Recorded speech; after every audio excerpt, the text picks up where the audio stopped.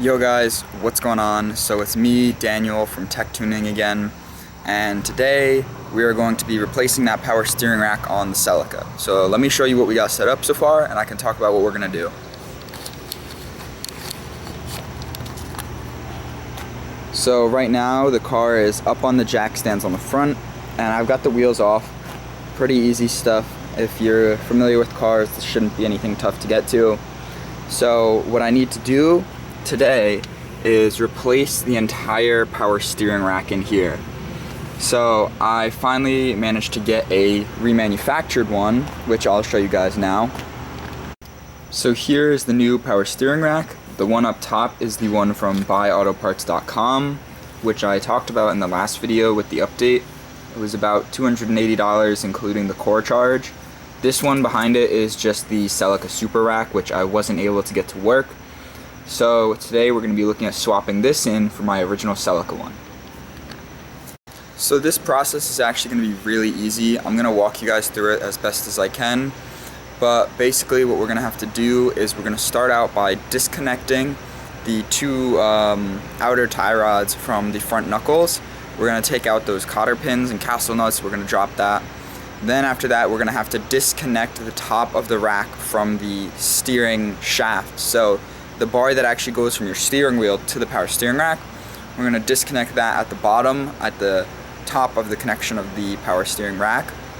Then what we'll have to do is we'll have to go underneath the car, and we'll have to take care of the 4 bolts that hold the 2 brackets onto the left and right side of it.